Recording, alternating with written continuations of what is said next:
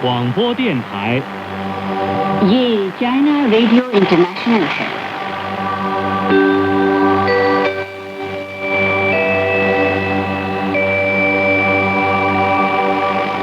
यह China radio international है। श्रोता दोस्तों, अब हमारा हिंदी कार्यक्रम आरंभ होता है। आज के इस कार्यक्रम में समाचारों के बाद चीनी कहानी कार्यक्रम के तहत चीन की लोक कथाएं और चीनी उपन्यास पश्चिम की तीर्थ यात्रा प्रस्तुत किए जाएंगे।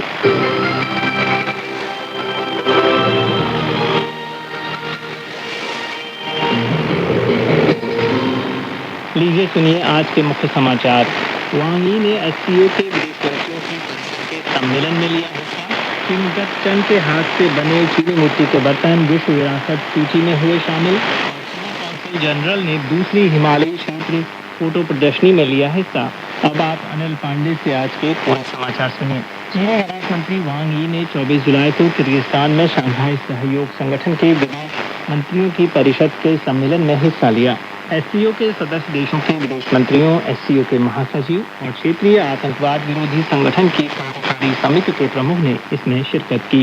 इस मौके पर वांग यी ने कहा कि एससीओ के थिएनचिन शिखर सम्मेलन के भविष्य के 10 सालों में विकास की रणनीतिक योजना बनाई गई। इससे एससीओ के उच्च गुणवत्ता वाले विकास का नया दौर शुरू हुआ। पिछले एक साल में चीन में राष्ट्रपति शी जिनपिंग द्वारा प्रस्तुत अहम पहलों का कार्यान्वयन करते हुए क्षेत्रीय विकास में योगदान दिया है। चीन और एससीओ के सदस्य देशों के बीच व्यापार लगातार बढ़ रहा है। वांग यी ने कहा कि इस साल एससीओ की स्थापना की 25वीं वर्षगांठ है।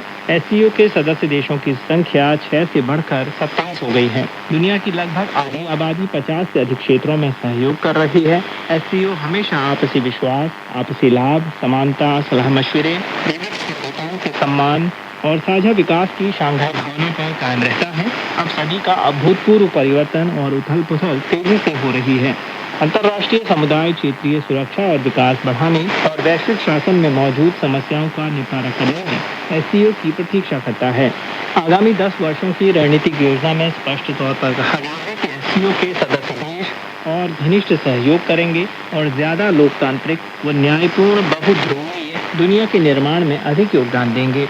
इस दौरान वांग यी ने 4 सूत्रीय सुझाव पेश किए। पहला, शांघाई भावना पर कायम रहते हुए एससीओ के सभी मामलों का निपटारा किया जाए। दूसरा, हमेशा वार्ता के जरिए विवादों का समाधान किया जाए। तीसरा, समान जीत वाले विकास के लिए प्रेरक शक्ति को बढ़ावा दिया जाए। और चौथा, वैश्विक शासन के विशाल क्षेत्र का निर्माण किया जाए। वांग यी ने कहा कि इस साल चीनी कम्युनिस्ट पार्टी की स्थापना की 105वीं वर्षगांठ है और चीन में 15वीं पंचवर्षीय योजना का पहला साल भी। चीन हमेशा विश्व शांति का निर्माता, वैश्विक विकास का योगदानकर्ता और अंतर्राष्ट्रीय व्यवस्था का रक्षक रहा है। चीन सदस्य देशों के साथ एससीओ को मजबूत बनाना चाहता है ताकि क्षेत्र के सुंदर भविष्य और दुनिया की विशाल संभावना का निर्माण किया जा सके। उधर 24 जुलाई को सीपीसी केंद्रीय समिति के पोलित ब्यूरो के सदस्य और चीन के विदेश मंत्री वांग यी ने किर्गिस्तान में शंघाई सहयोग संगठन के विदेश मंत्रियों की बैठक के दौरान रूस के विदेश मंत्री सर्गेई लावरोव, पाकिस्तानी उप प्रधानमंत्री और विदेश मंत्री इशाक डार, ईरान के विदेश मंत्री अब्बास अराक्ची और ताजिक विदेश मंत्री सिरोजुद्दीन मोहरुद्दीन से अलग अलग मुलाकात की। रूसी विदेश मंत्री सर्गेई लावरोव से बातचीत करते हुए वांग यी ने कहा कि इस साल मई महीने में चीनी राष्ट्रपति शी जिनपिंग और रूस के राष्ट्रपति व्लादिमीर पुतिन ने पेइचिंग में एक महत्वपूर्ण बैठक की, जिससे रूस चीन संबंधों को अधिक सक्रिय और तेज विकास के नए चरण में प्रवेश मिला। चीन सितंबर के महीने में होने वाले रूस के संसदीय चुनाव की सफलता की कामना करता है और रूसी जनता द्वारा स्वतंत्र रूप से किए गए चुनावों का दृढ़ता से समर्थन करता है। पाकिस्तानी उप प्रधानमंत्री और विदेश मंत्री इशाक डार से भेंट करते हुए वांग यी ने कहा कि चीन पाकिस्तान संबंध हमेशा से ही युद्ध के अग्रणी में खड़े रहे हैं। दोनों पक्षों को दोनों देशों के नेताओं द्वारा हासिल की गई महत्वपूर्ण सहमति को लागू करने के लिए मिलकर काम करना चाहिए। सभी स्तरों पर आदान प्रदान और सभी क्षेत्रों में सहयोग को सक्रिय रूप से बढ़ावा देना चाहिए और साझा भविष्य वाले घनिष्ठ चीन पाकिस्तान समुदाय के निर्माण में तेजी लानी चाहिए। उधर ईरानी विदेश मंत्री अब्बास अराक्ची से मुलाकात में वांग यी ने कहा कि मध्य पूर्व और खाड़ी क्षेत्र में हाल ही में बढ़े तनाव को लेकर चीन बेहद चिंतित है। एक महीने से अधिक समय पहले हस्ताक्षरित समझौता ज्ञापन विभिन्न पक्षों के बीच मध्यस्थता और वार्ता का एक महत्वपूर्ण परिणाम है, जो युद्ध की समाप्ति और शांति की बहाली के लिए ईरान और मध्य पूर्व के लोगों की शांतिपूर्ण आकांक्षाओं को दर्शाता है। ऐसे प्रयासों के बावजूद इसे त्यागा नहीं जाना चाहिए। विवादों को बातचीत के माध्यम से सुलझाने की दिशा का पालन करना और ज्ञापन में बनी सहमति को लागू करने की दिशा में वापस लौटना ही अत्यावश्यक कार्य है। जबकि ताजिक विदेश मंत्री सिराजुद्दीन मुहरुद्दीन के साथ बातचीत में वांग यी ने कहा, इस साल मई महीने में ताजिक राष्ट्रपति इमोमाली रहमून ने चीन के सफल राजकीय यात्रा की, जहां चीनी राष्ट्रपति शी जिनपिंग और उन्होंने चीन ताजिकिस्तान संबंधों के विकास के लिए नई रणनीतिक योजना बनाई है। इस यात्रा का सबसे महत्वपूर्ण परिणाम चीन और ताजिकिस्तान के बीच स्थायी सद्भावना, मित्रता और सहयोग की संधि पर हस्ताक्षर करना था, जिसने मध्य एशिया में एक मिसाल कायम की है। उधर 25 जुलाई को दक्षिण कोरिया के बुसान में आयोजित 38वें विश्व धरोहर सम्मेलन में चीन के चिंगतचन के हाथ से बने चीनी मिट्टी के बर्तनों को विश्व धरोहर समिति की समीक्षा के बाद विश्व विरासत सूची में शामिल किया गया। यह इस ऐतिहासिक और सांस्कृतिक शहर की आधिकारिक उपलब्धि है, जिसे 1000 वर्षीय पोर्सिलीन कैपिटल के तौर पर जाना जाता है। इसे दुनिया भर में सबसे उच्च स्तरीय सांस्कृतिक प्रमाण पत्र हासिल हुआ है और यह चीन का 61वां विश्व विरासत स्थल बन गया है। इस आवेदन की सफलता न केवल चिंगतचन की गहरी ऐतिहासिक विरासत की अंतर्राष्ट्रीय पहचान है, बल्कि विश्व सांस्कृतिक विरासत के क्षेत्र में भी एक ऐतिहासिक सफलता है। औद्योगिक विरासत श्रेणी में चीन द्वारा प्रस्तुत किए गए पहले वैश्विक धरोहर के तौर पर चिंगतचन के हाथ से बने चीनी मिट्टी के बर्तन पोर्सिलीन थीम वाली हेरिटेज के मामले में विश्व विरासत सूची में एक कमी को पूरा करते हैं। सिल्क और चाय के साथ यह विश्व विरासत के क्षेत्र में प्राचीन चीन के विदेशी व्यापार के 3 बड़े सांस्कृतिक वाहकों का पूरा प्रतिनिधित्व करते हैं। उधर चीनी राज्य परिषद के न्यूज कार्यालय ने 24 जुलाई को एक न्यूज ब्रीफिंग का आयोजन किया।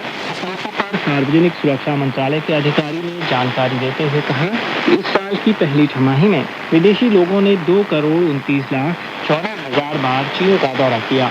इनमें वीजा मुक्त नीति के सहारे 1,78,15,000 बार चीन की यात्रा हुई, जो क्रमशः पिछले साल की इसी अवधि से 20.4% और 30.4% ज्यादा रही। गर्मियों का मौसम आने के बाद चीन का दौरा करने वाले विदेशी पर्यटकों की संख्या में लगातार बढ़ोतरी हो रही है। इनमें यूरोपीय पर्यटकों की संख्या में बड़ा इजाफा दर्ज हुआ है।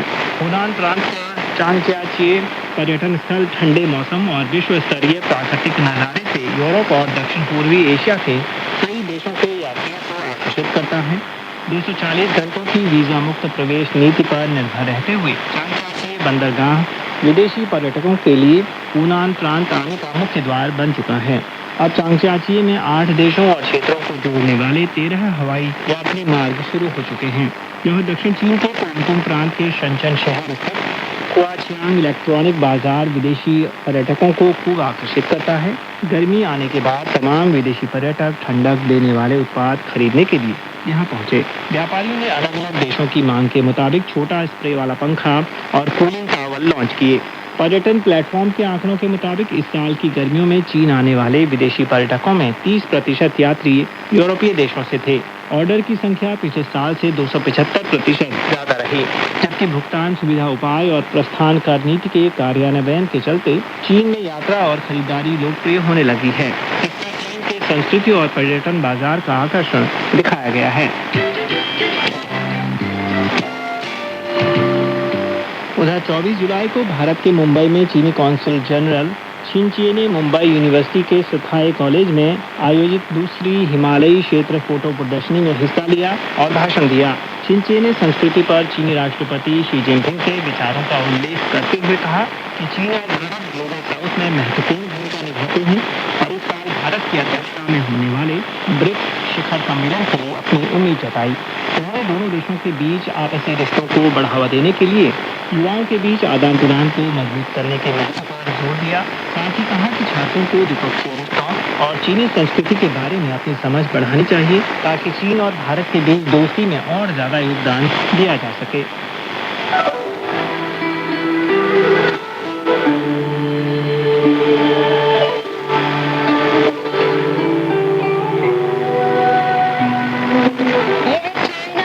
इंटरनेशनल है। आप सुन रहे हैं अपनी दोस्त और होस्ट लीला भट्ट के साथ चीनी कहानी कार्यक्रम।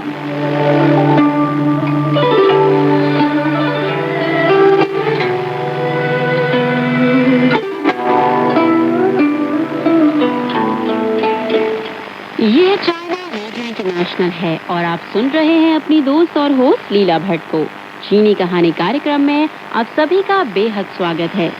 दोस्तों, चीनी कहानी कार्यक्रम के अंतर्गत हम सुन रहे हैं कहानी विचित्र पंछी।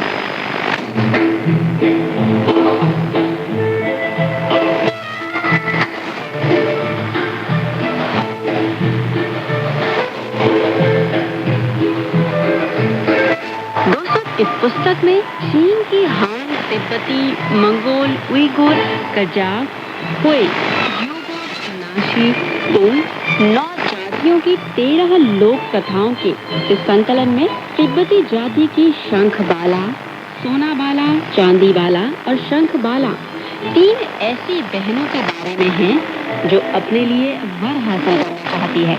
सोनाबाला एक भारतीय राजकुमार, चांदीबाला भीतरी प्रदेश के किसी राजकुमार और शंखबाला किसी नेक इंसान से शादी करना चाहती है। इस तरह शंखबाला भिखारी दिखने वाले एक नेक दिल आदमी को चुन लेती है, लेकिन बाद में पता चलता है कि वह असल में एक राजकुमार है। तो दोस्तों, ऐसी ही बहुत सारी कहानियों के साथ मैं लेकर हूँ हमारी नई कहानी विचित्र पंछी।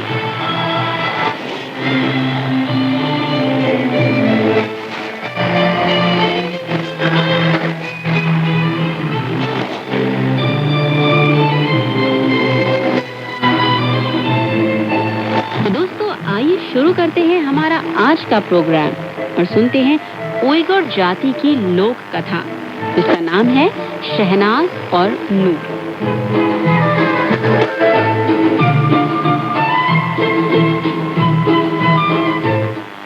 बहुत पहले की बात है। शहनाज नामक एक गरीब अनाथ था। उसके माँ बाप बहुत पहले ही मर चुके थे। उसकी उम्र अभी भी कम ही थी, लेकिन उसे दूसरों के घरों में झाड़ू लगाने, उनके लिए पानी लाने और उनके पशु चराने के लिए मजबूर होना पड़ा। इस तरह वह अपनी मेहनत के बल पर सफर करता था। एक दिन वह नान सेकने की अंगीठी के पास लेटा हुआ था कि उसे नींद आ गई। उसने सपने में देखा कि एक बड़ी सी नदी में अनेक युवतियां नहाते हुए एक दूसरे पर पानी उछालने का खेल खेल रही हैं और बड़ी खुश नजर आ रही हैं। उनमें नूर नाम की एक युवती सबसे सुंदर थी और वह शहनाज की ओर प्रेम भरी मुस्कान फेंकती और उस पर एक चुल्लू पानी उछालकर भाग जाती। शहनाज भी उस युवती को एकटक निहारता रहा और लपक कर उसके साथ साथ भागना चाहता था, लेकिन वह पूरा जोर लगाने पर भी दौड़ नहीं पा रहा था और अधीरता में पसीने से तरबतर हो गया था। उसकी नींद टूट गई और उसके सामने कुछ भी नहीं रहा। तभी से उस प्रेमातुर नौजवान को सपने में मिली नूर से मोहब्बत हो गई, किंतु किसे पता था कि वह युवती कहाँ है और वह कहाँ मिल सकती है। नौजवान को रात दिन युवती की याद सताती रही और उसका दिल क्षण भर के लिए भी शांत नहीं हो पाता। इसलिए उस प्यारी युवती की खोज करने के लिए नौजवान घर छोड़कर विश्व भ्रमण करने लगा। अनगिनत दिन और अनगिनत महीने बीत गए। वह असंख्य नदियों और पर्वतों को पार करने और अनेक उजाड़ रेगिस्तानों को नापने के बाद आखिर में एक बड़े नगर में पहुंच गया। उसे बेहद उम्मीद थी कि यहाँ कहीं कोई काम मिल जाएगा, लेकिन नया आया होने के कारण उसे बेकार रहना पड़ा और वह अनायास से टहलते हुए उस नगर के बाहर एक कुएं के पास बैठ गया। उसी समय एक बुढ़िया 2 बाल्टियां लिए पानी लेने आ पहुंची। उसने शहनाज को वहां काठ सा बैठा देखा तो उसने पूछा, बेटा, तुम्हें क्या हो गया है? शहनाज धीरे से सिर उठाते हुए बोला, दादी जी, मुझे बड़ी परेशानियां हैं। तुम्हें कौन से दुख सता रहे हैं बेटा? क्या तुम्हारे माँ बाप ने तुम्हें घर से निकाल दिया है? नहीं, मेरे माँ बाप नहीं हैं। मैं अनाथ हूँ और यहाँ कोई काम करना चाहता हूँ, लेकिन अपरिचित होने की वजह से मैं बिल्कुल बेसहारा हूँ, इसलिए मैं यहाँ परेशान बैठा हूँ। बुढ़िया बोली, बेटा, तुम ऊल जलूल बातें मत सोचो। खामखा अपने को परेशानियों के सागर में क्यों डुबा रहे हो? मैं तुम्हें गोद लेती हूँ। आज से मैं तुम्हारी माँ हूँ। चलो मेरे साथ अपने घर चलो। बुढ़िया पानी की बाल्टियां उठाते हुए शहनाज को साथ लेकर घर लौट गई। तब से शहनाज बुढ़िया के लिए गाय बैल चराने और पानी लाने लगा और इस तरह दिन गुजरते गए। एक दिन वह गाय बैलों को हाँकते हुए एक नदी किनारे पहुंचा। वहां उसने देखा कि अनेक युवतियां नदी में नहा रही थी।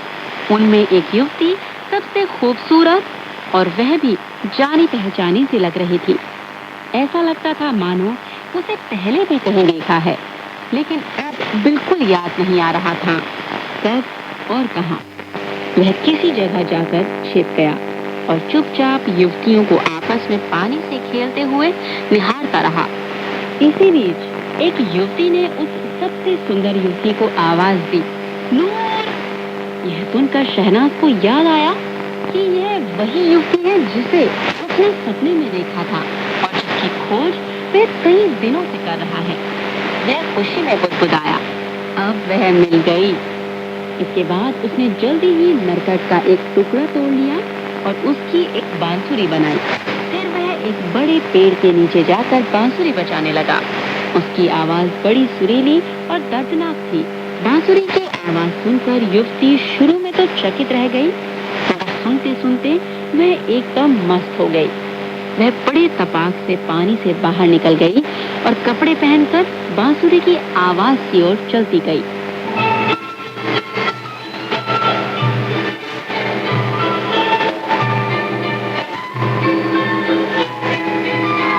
दोस्तों, चीनी कहानी कार्यक्रम के अंतर्गत हम सुन रहे हैं उइगुर जाति की लोक कथा, जिसका नाम है शहनाज और नूर।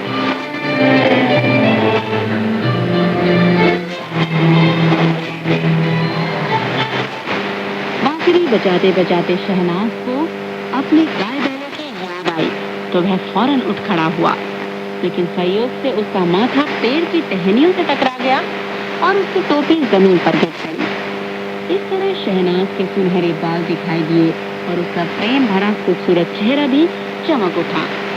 शहनाज को देखकर नूर को उससे मोहब्बत हो गई।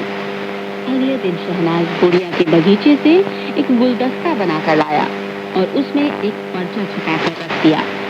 इसके बाद वह आम दिनों की तरह गाय बैलों को चराने के लिए बाहर गया।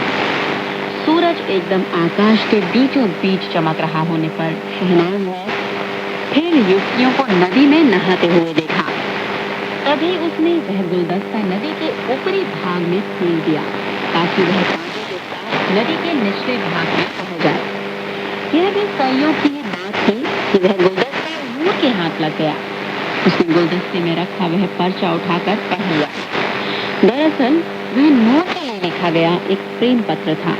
वह खुद ब खुद सोचने लगी, मेरे दिल में उसके प्रति प्रेम की आग धधक रही है। यह बिल्कुल कल्पना से परे था कि वैसी ही आग उसके दिल में भी धधक रही है। हमारे दिल एक जैसे हैं। यदि हमारा मिलन हो जाए तो कितना सौभाग्य होगा। अन्य युवतियों को इस रहस्य का जरा भी पता नहीं लगा था, इसलिए आम दिनों की तरह वह दिन भी बीत गया। फिर एक दिन सब युवतियां नदी में नहाने आई।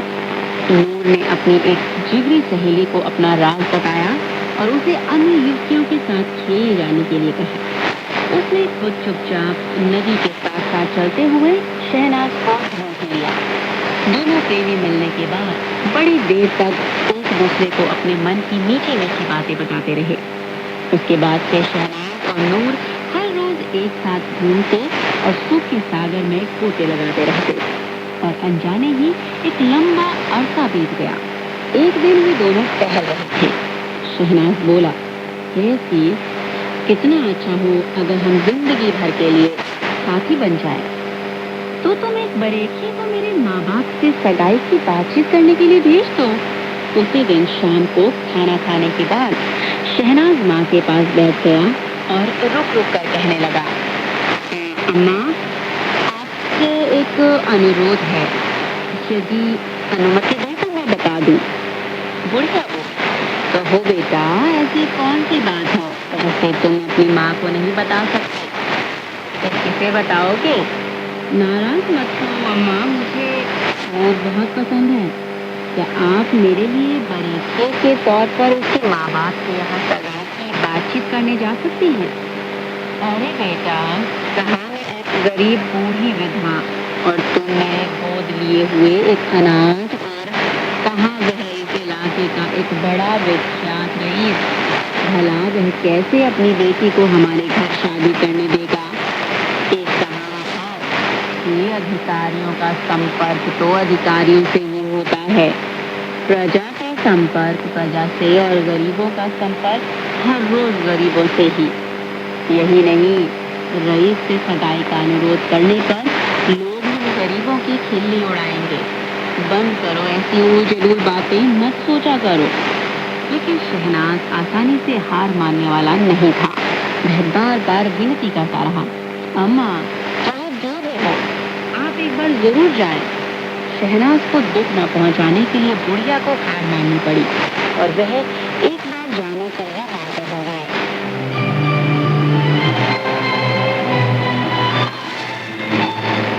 दूसरे दिन पौ फटते ही बुढ़िया खाट से उठ बैठी और भागते हुए झाड़ू लिए रईस के घर के दरवाजे पर जा पहुंची। वहां वह झाड़ू लगाते हुए यह गाना गाने लगी,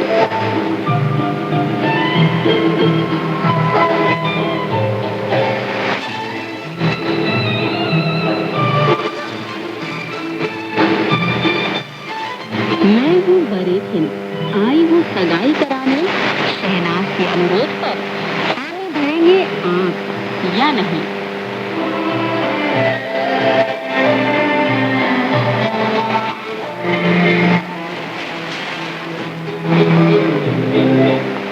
उस वक्त पति पत्नी दोनों मजे से सो रहे थे। उन्होंने अपने दरवाजे पर जाने की आवाज सुनी तो उन्हें बड़ा आश्चर्य हुआ और वे चारपाई से उठे और बाहर झांका।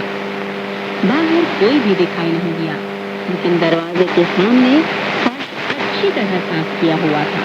पहचान गए कि यह सगाई का अनुरोध करने का एक तरीका है। पति पत्नी एक दूसरे को देखते हुए दरवाजे के सामने बैठ गए और बरेखी का इंतजार करने लगे। शाम को बुढ़िया 2-4 बूढ़ी पड़ोसियों को साथ लेकर रईस का घर आई।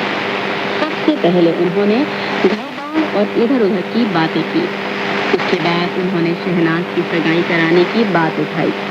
रईस ने झट पूछा कि शहनाज कौन है, उसके माँ बाप का अहदा क्या है तथा उसके परिवार की कितनी जायदाद है। बुढ़िया ने जवाब दिया, शहनाज अनाथ है, वह मेरे घर में रहती है।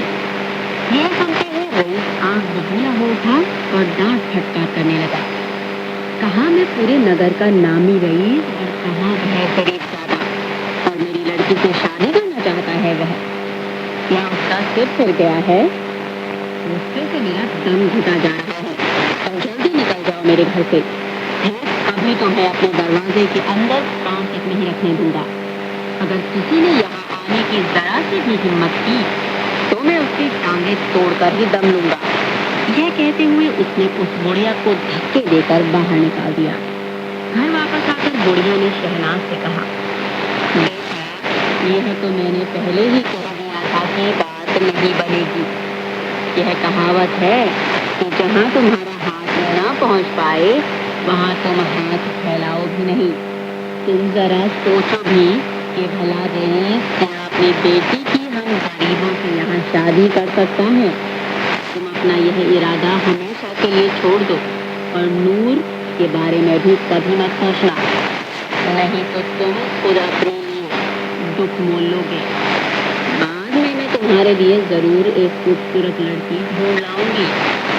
शहनाज बोला, कोई बात नहीं अम्मा, दुनिया में कोई ऐसा काम नहीं है जो पूरा नहीं किया जा सकता हो। उसने यह इरादा कर लिया था कि वह नूर से सलाह करके कोई दूसरा रास्ता निकालेगा, लेकिन उस दिन के बाद उसे कभी नूर की शक्ल तक नजर नहीं आई।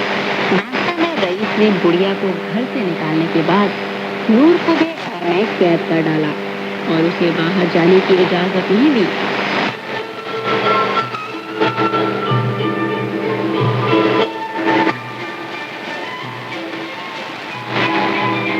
दोस्तों, चीनी कहानी कार्यक्रम के अंतर्गत हम सुन रहे हैं कोई जो जासूसी लोक कथा। इसका नाम है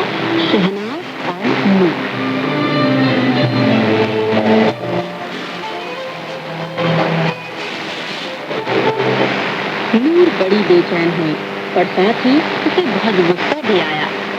सोच विचार कर उसने अपने जिगरी सहेली के हाथ शहनाज को एक खत भेजा। उसने लिखा, मैं घर में कैद हूँ और मुझे जरा भी आजादी नहीं है। मैं तुमसे सलाह मशविरा करना चाहती हूँ। तुम आज रात को नदी के तट के साथ साथ चलते जाना, तो तुम मेरे घर के पीछे एक बाग के पास एक कंदरा तक पहुंच जाओगे। फिर तुम गुफा में से अंदर घुसकर फूलों के पौधों के बीचों बीच छिपकर मेरा इंतजार करना। आधी रात तक मैं बाहर आकर तुमसे जरूर मिलूंगी। आधी रात होते होते शहनाज नदी तट के साथ साथ चलने लगा और गुफा में से अंदर घुसकर फूलों के पौधों के बीच छिप गया तथा नूर की प्रतीक्षा करने लगा। चारपाई पर लेटी हुई नूर जागती रही और आधी रात होने तक इंतजार करने के बाद वह चुपचाप उठकर बाग में चली गई।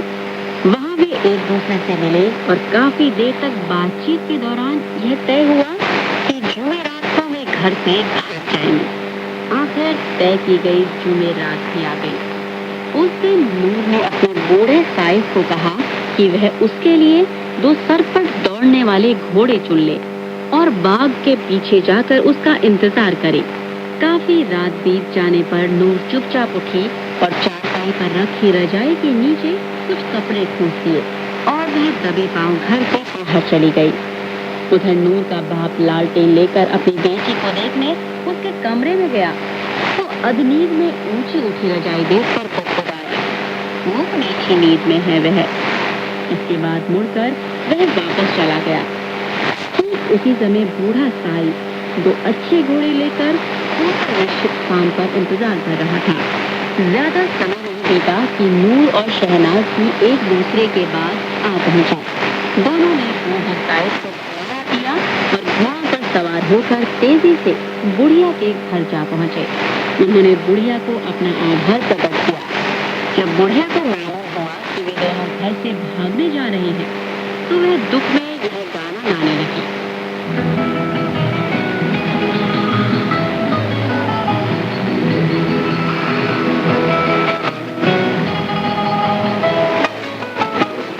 ऊंची चोटियां खड़ी हैं राह में, पार करोगे उन्हें तुम लोग कैसे? पंजे फैलाए हैं भेड़िए उजाड़ रेगिस्तान में, पार करोगे उसे तुम लोग कैसे? उतुंग जंगल खड़े हैं नदी तट के छोर पर, पार करोगे उन्हें तुम लोग कैसे? पास में खड़े हैं लाखों गुंडे आधी राह में, पिंड छुड़ाओगे उनसे तुम लोग कैसे?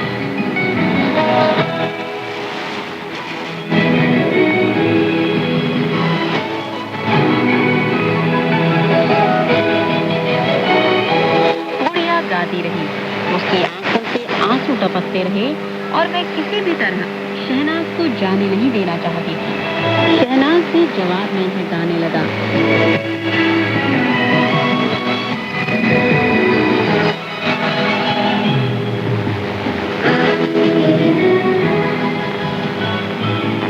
तुम पर्वतों से क्या डर? घोड़ा है मेरा मददगार, खड़े भेड़ियों से क्या डर है? गोली बंदूक है पास मेरी मददगार, बादलों को छूने वाले जंगलों से क्या डर? ये चिंगारी है मेरी मददगार, साथ में खड़े डाकू गुंडों से क्या डर? तकदीर की है मेरी मददगार।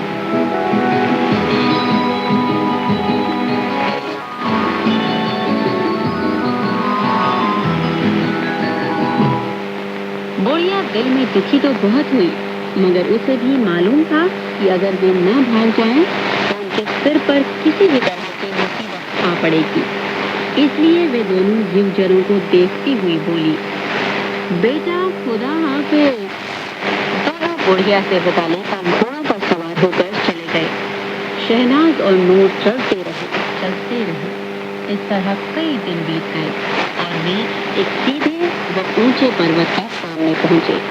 वे बिना रुके ही ऊंचे पर्वत को पार करके एक ऐसी जगह पहुंचे जहां एकाएक 5 खूंखार भेड़िए उनकी ओर झपटे। शहनाज ने बंदूक उठाकर 3 फायर किए। भय से भेड़िए दुम दबाकर भाग गए। वे दोनों एक बड़ी नदी के नजदीक पहुंचे। सामने अनंत जंगल रहा रोके हुए थे। उन्होंने चिंगारी से पेट जला जला कर एक रास्ता बना लिया। वे फिर आगे बढ़ते रहे। आधे रास्ते में 7 डाकू घात लगा बैठे थे। डाकुओं ने बड़ी क्रूरता के साथ शहनाज से पूछा, बोलो तुम्हें जान प्यारी है या माल अहबाब? शहनाज ने कहा, क्या मतलब? मैं बिल्कुल समझ नहीं पा रहा हूँ। डाकुओं ने कहा, यदि तुम अपनी जान बचाना चाहते हो तो अपना घोड़ा और इस सुंदरी को यहाँ छोड़ दो और तुम अकेले जल्दी ही भाग जाओ। यदि तुम अपने माल की हिफाजत करना चाहते हो तो साफ बता देते हो कि तुम जिंदा नहीं जाओगे। शहनाज ने दृढ़ता से कहा, अगर तुम लोग घोड़े चाहते हो तो बड़े शौक से ले जाओ, मगर यह युवती मेरी पत्नी है, मैं ऐसा नहीं छोड़ सकता। यह सुनते ही डाकू शहनाज पर टूट पड़े और उसे मार डाला। उसके बाद उन्होंने नूर को खाना बनाने का हुक्म दिया। शहनाज की मौत से नूर के दिल में अत्यंत दुख था। वह खाना बनाते हुए बचा लेने की तरकीब भी सोच रही थी। अब उसे याद आया कि नाजुक स्थिति का सामना करने के लिए उसने अपने पास थोड़ा जहर छुपा लिया था। उसने पके हुए खाने में वह जहर डाल दिया और डाकुओं के लिए खाना परोस दिया। डाकुओं ने खुशी खुशी तमाम खाना खत्म कर डाला और थोड़ी ही देर में उन्होंने एक के बाद एक दम तोड़ दिया। उधर शहनाज मरा नहीं था। डाकुओं की मार खाकर वह वास्तव में बेहोश हो गया था। नूर ने जल्दी से शहनाज को होश में लाने के लिए उसके चेहरे पर ठंडा पानी छिड़क दिया और थोड़ी देर में शहनाज को होश आ गया। नूर ने उसके घावों पर मरहम पट्टी की और घोड़े पर बैठने के लिए उसे सहारा दिया। इस तरह वे दोनों फिर जल्दी ही अपना रास्ता तय करने लगे और कई दिनों के बाद वो शहनाज के गांव पहुंच गए और वहां उन्होंने अपनी नई सुखी जिंदगी शुरू कर दी।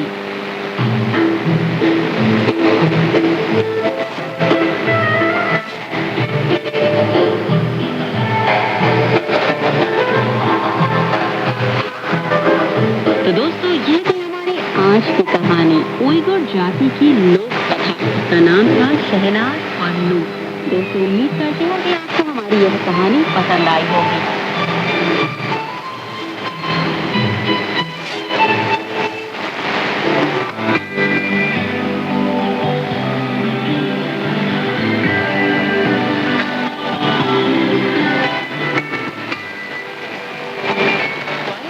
सुनते हैं मंगोल जाति की लोक कथा, जिसका नाम है शिकारी हाय लीपू।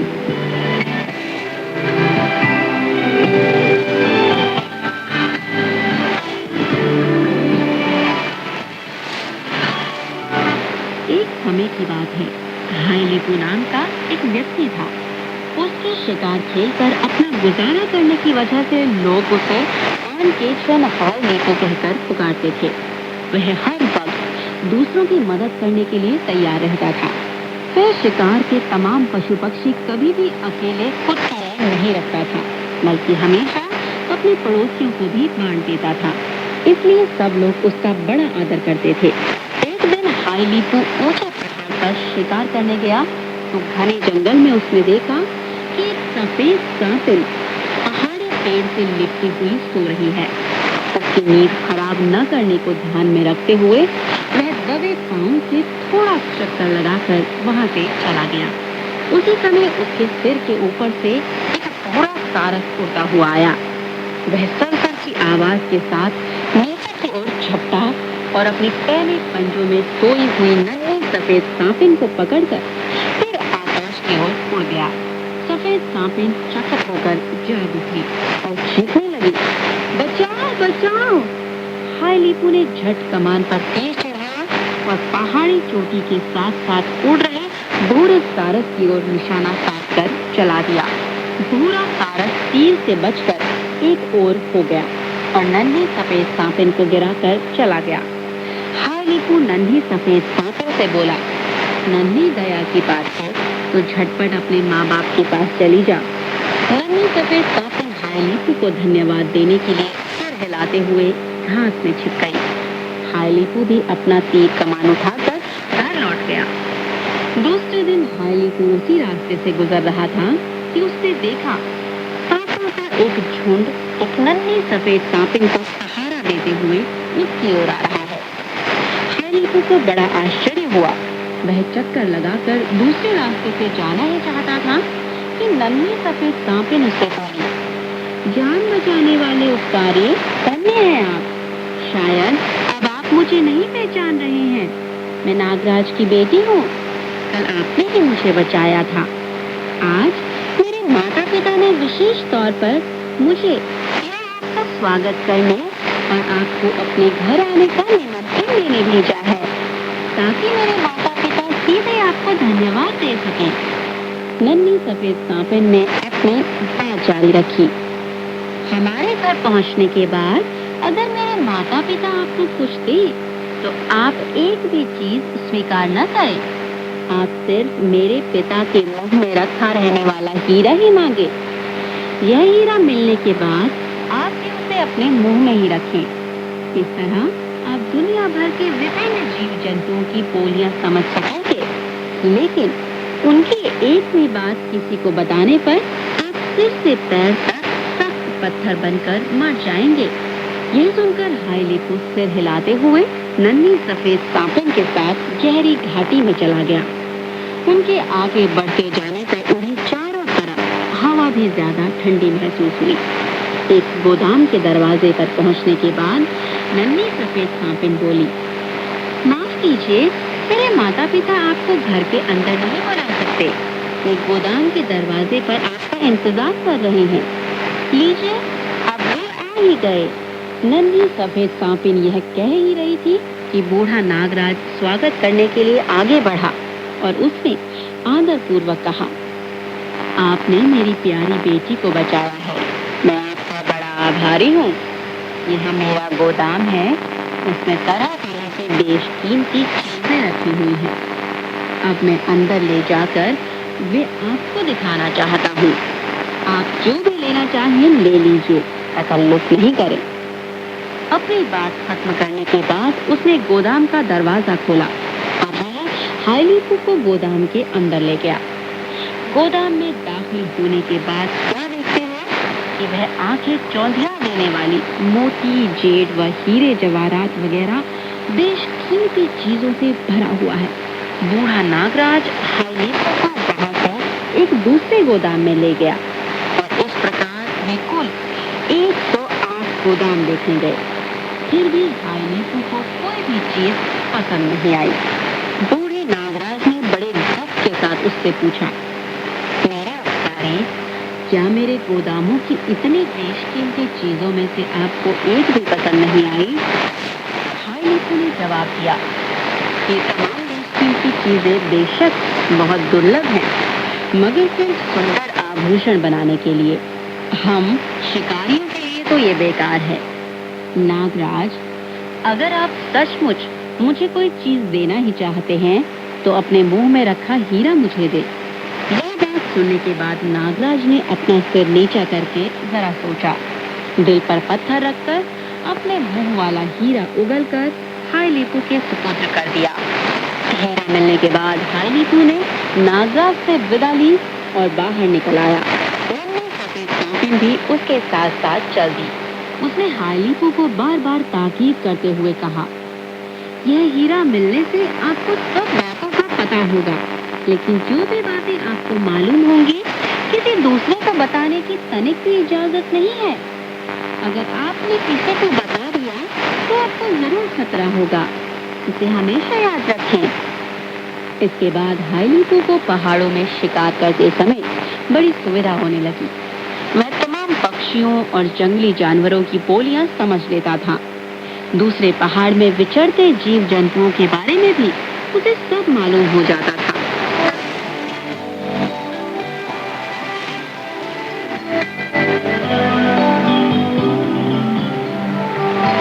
दोस्तों, चीनी कहानी कार्यक्रम के अंतर्गत हम सुन रहे हैं मंगोल जाति की लोक कथा, जिसका नाम है शिकारी हाइलीपू।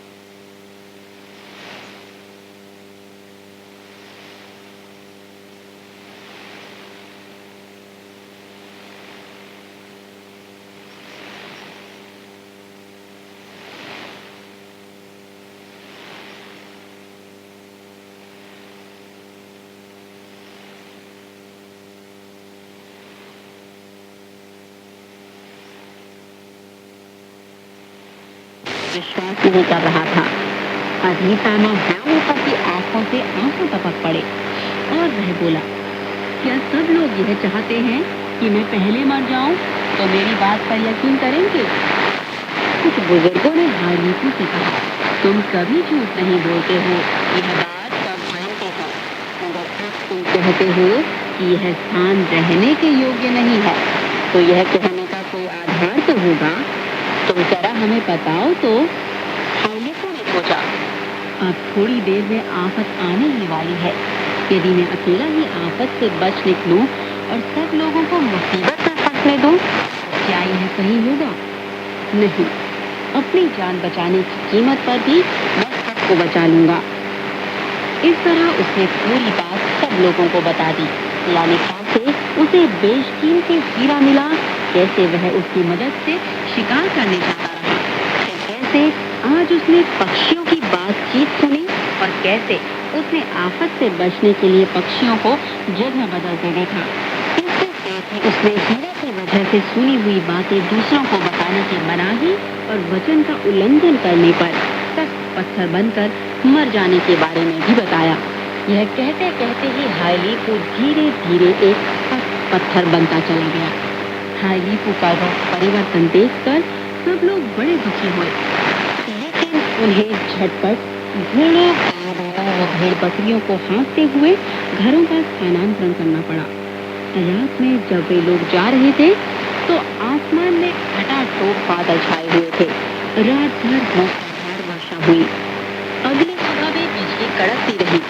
अचानक आसमान व पृथ्वी को हिला देने वाली कड़ाके की एक जोरदार आवाज गूंज उठी।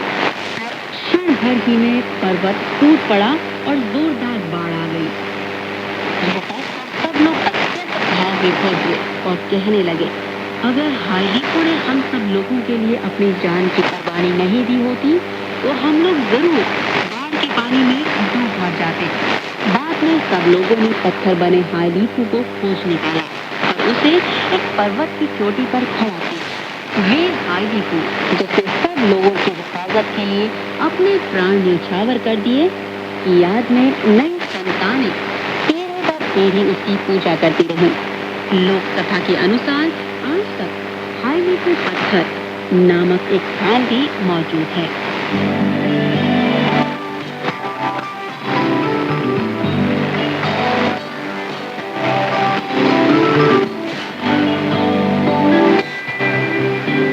तो दोस्तों, ये थी हमारी आज की कहानी, मंगोल जाति की लोक कथा, जिसका नाम है शिकारी हार्लीकू। उम्मीद करती हूँ कि हमारी कहानी आपको पसंद आई होगी।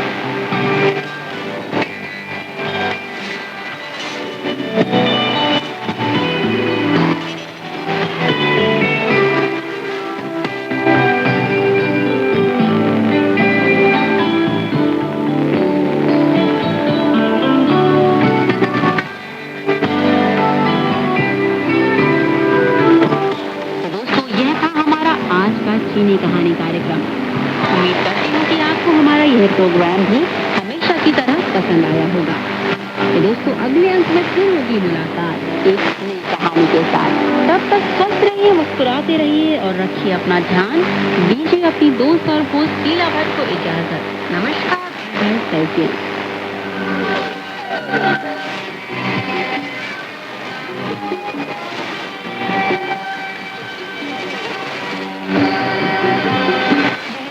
रेडियो इंटरनेशनल है। अब शुरू होता है पश्चिम की तीर्थ यात्रा महासागर का समय।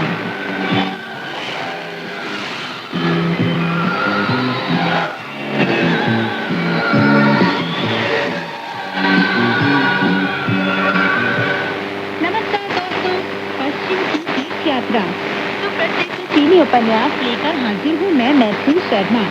आज की कहानी इस प्रकार है। दोस्तों, अब तक आपने कहानी में सुना कि दानवराज की मुसीबत से बाहर निकलकर सभी लोग तानचांग और उसके शिष्य पश्चिम की यात्रा पर निकल पड़ते हैं। चलते चलते वे लोग भारत की सीमा पर स्थित पंगशियेन जनपद नामक जगह पहुंच जाते हैं, जहां उन्हें पता लगता है कि वहां सभी लोग सूखे से ग्रस्त हैं। तानचांग उनकी मदद करने के लिए वानर और शूकर से कहता है चलिए दोस्तों, कहानी को आगे बढ़ाते हैं और सुनते हैं कहानी में आगे क्या हुआ। जब अधिकारियों ने यह सुना तो उन्होंने अपने 2 साथियों को सीधे जनपद कार्यालय में समाचार देने के लिए भेज दिया। उन्होंने कहा, महामहिम, आज एक विलक्षण घटना घटी है। जनपद प्रशासक उस समय धूप दीप जलाकर प्रार्थना कर रहा था। जब उसने यह सुना कि कोई विलक्षण घटना घटी है तो उसने अधिकारियों से पूछा, कैसी विलक्षण घटना? अधिकारियों ने जवाब दिया, हम लोग बाजार के प्रवेश दरवाजे पर सूचना लगाने ही वाले थे कि 4 भिक्षु वहां आ गए।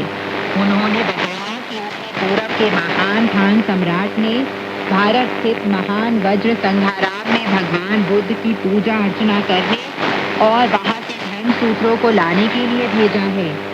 जैसे ही उन्होंने हमारी सूचना पढ़ी, उन्होंने हमें बताया कि वे सामयिक वर्षा का आह्वान कर सकते हैं। यही कारण है कि हम आपको यह शुभ समाचार देने आए हैं। जनपद प्रशासक ने पालकी, घोड़े या सरकारी तामझाम के साथ वहां जाने से इनकार कर दिया और वह अपनी सरकारी पोशाक में पैदल ही सीधा बाजार के प्रवेश दरवाजे पर जा पहुंचा ताकि अजनबी भिक्षुओं को अत्यंत शिष्टाचार पूर्वक वर्षा के लिए प्रार्थना करने का आमंत्रण दे सके।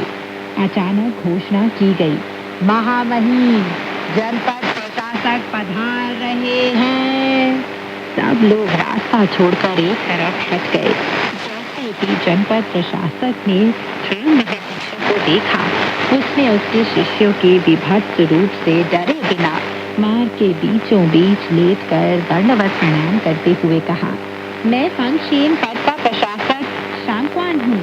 आप सब गुरुजनों से लोगों की प्राण रक्षा के लिए वर्षा के आह्वान का निवेदन करने से पहले मैं स्नान कर चुका हूँ।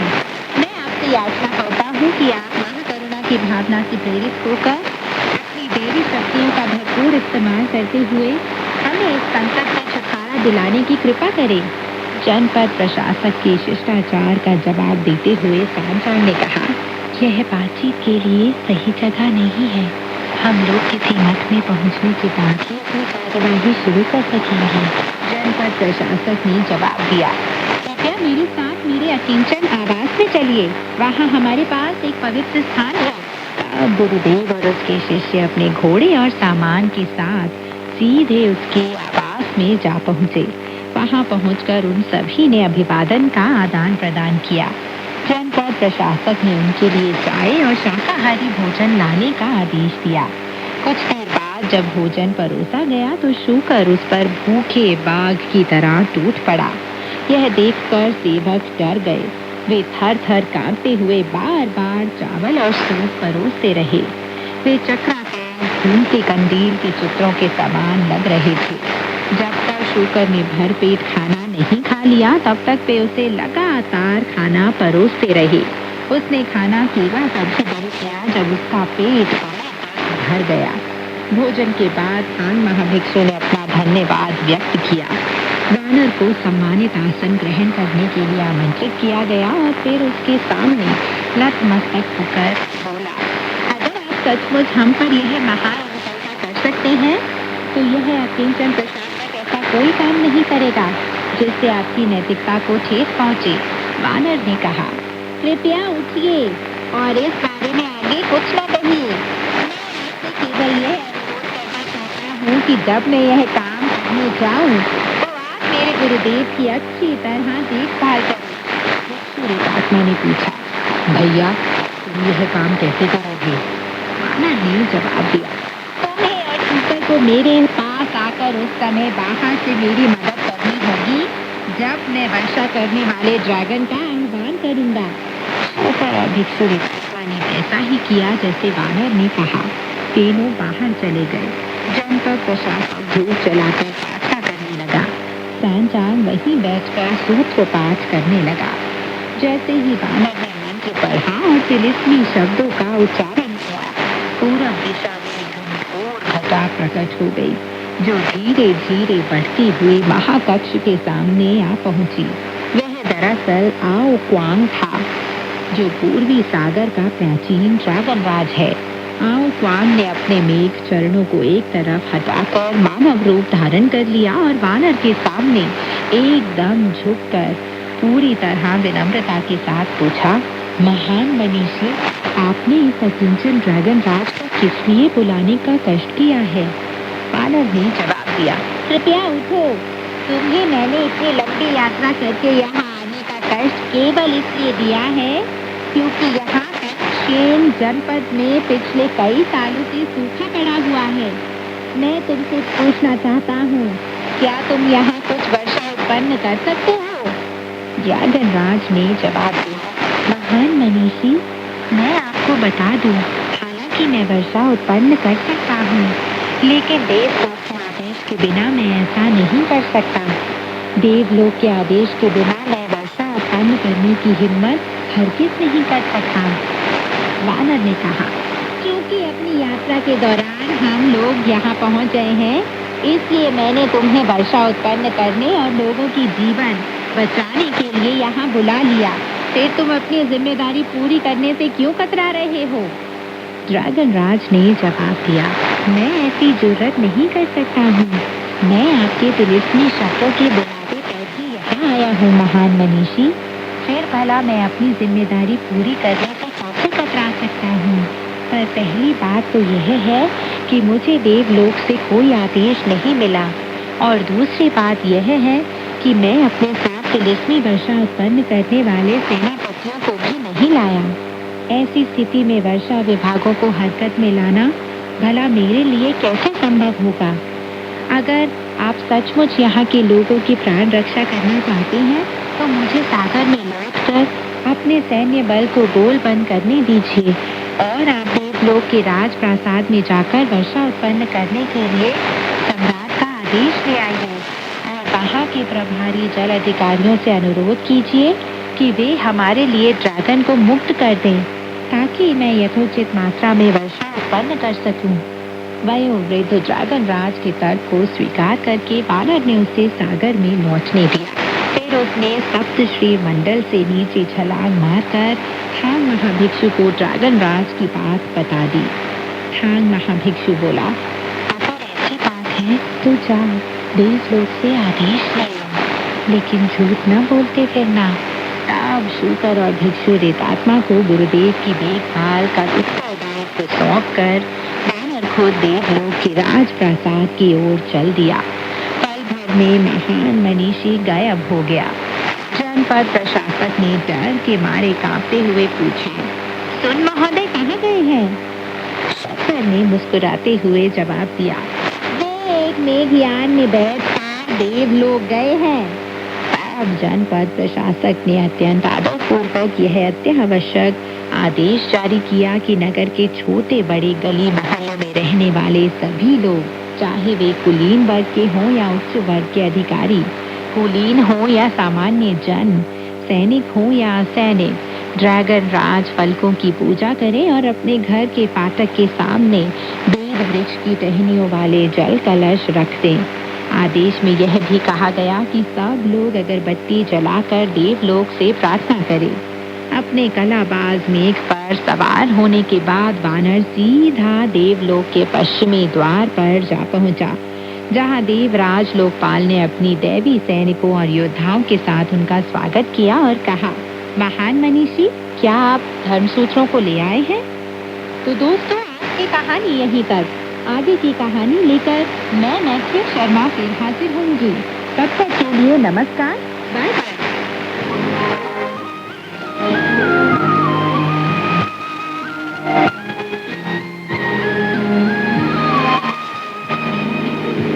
सीजीटीएन हिंदी सेवा रोजाना 5 कार्यक्रम प्रसारित करती है।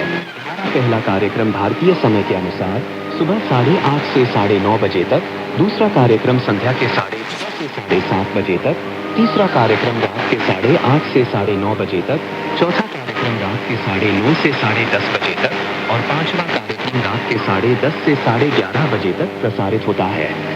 कार्यक्रमों के मीटर बैंड इस प्रकार है: सुबह 8:30 से 9:30 बजे 720 किलोहर्ट्ज, शाम 6:30 से 7:30 बजे 9635 किलोहर्ट्ज, रात 8:30 से 9:30 बजे तक 7225 25 किलोहर्ट्ज, रात 9:30 से 10:30 बजे 60,395 किलोहर्ट्ज, रात 10:30 से 11:30 बजे 1,269 किलोहर्ट्ज। इंटरनेट पर CGTN की हिंदी वेबसाइट भी खुली हुई है। इसे देखने के लिए हम आपका हार्दिक स्वागत करते हैं। हमारी वेबसाइट का पता है hindi.cgtn.com।